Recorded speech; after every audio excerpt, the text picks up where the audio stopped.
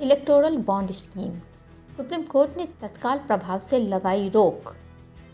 Supreme court ने electoral bond scheme को असंवैधानिक करार देते हुए तत्काल प्रभाव से रोक लगा दी है। अदालत ने राजनीतिक पार्टियों से उन चुनावी बॉन्ड को लौटाने के लिए कहा है जो कैश नहीं हुए हैं। इलेक्टोरल बॉन्ड के मामले पर सुप्रीम कोर्ट ने 15 फरवरी को यह फैसला सुनाया है। कोर्ट ने कहा कि यह स्कीम सूचना के अधिकार का उल्लंघन है।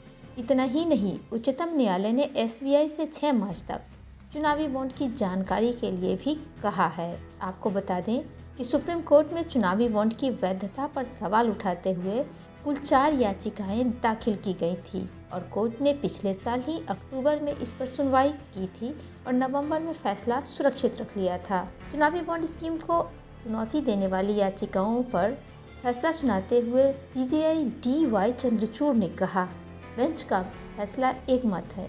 हालांकि इस मामले में 2 फैसले हैं, लेकिन निष्कर्ष एक ही है। हालांकि सरकार ने इस योजना से काले धन पर रोक की दलील दी थी, लेकिन इस दलील से लोगों के जानने के अधिकार पर असर नहीं पड़ता और यह योजना सूचना के अधिकार का उल्लंघन है। कोर्ट ने कहा, चुनावी बॉन्ड योजना अनुच्छेद 19(1)(a) के तहत हासिल जानने के मौलिक अधिकार का हनन करती है।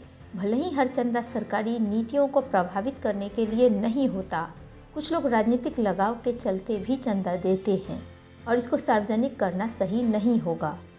इसलिए छोटे चंदे की जानकारी सार्वजनिक करना गलत होगा। कोर्ट के फैसले की बड़ी बातें जो थी वो ये हैं कि चुनावी बॉन्ड स्कीम असंवैधानिक है।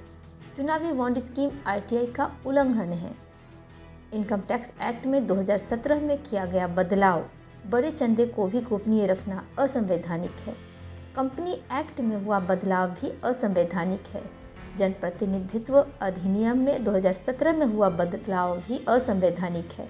लेन देन के उद्देश्य से दिए गए चंदे की जानकारी भी इन संशोधनों के चलते छिपती है। चुनाव आयोग 13 मार्च तक यह जानकारी अपनी वेबसाइट पर प्रकाशित करे। अभी जो बॉन्ड कैश नहीं हुए, राजनीतिक दल उसे बैंक को वापस करें। SBI सभी पार्टियों को मिले चंदे की जानकारी 6 मार्च तक चुनाव आयोग को सौंप दे। आइए जानते हैं क्या थी यह चुनावी बॉन्ड स्कीम। केंद्र सरकार ने 2018 में चुनावी बॉन्ड योजना की शुरुआत की थी। इसे राजनीतिक दलों को मिलने वाली फंडिंग में पारदर्शिता लाने के प्रयासों के तहत पेश किया गया था। इसे राजनीतिक दलों को दिए जाने वाले नकद चंदे के विकल्प के रूप में भी देखा गया था। चुनावी बॉन्ड स्टेट बैंक की 29 शाखाओं में मिलता था, जिसके जरिए कंपनी, नागरिक या कोई संस्था पार्टी को चंदा दे सकती थी। ये बॉन्ड 1000, 10,000, 1 लाख और 1 करोड़ रुपए के तक के हो सकते थे। खास बात ये थी कि बॉन्ड में चंदा देने वाले को अपना नाम नहीं लिखना पड़ता था।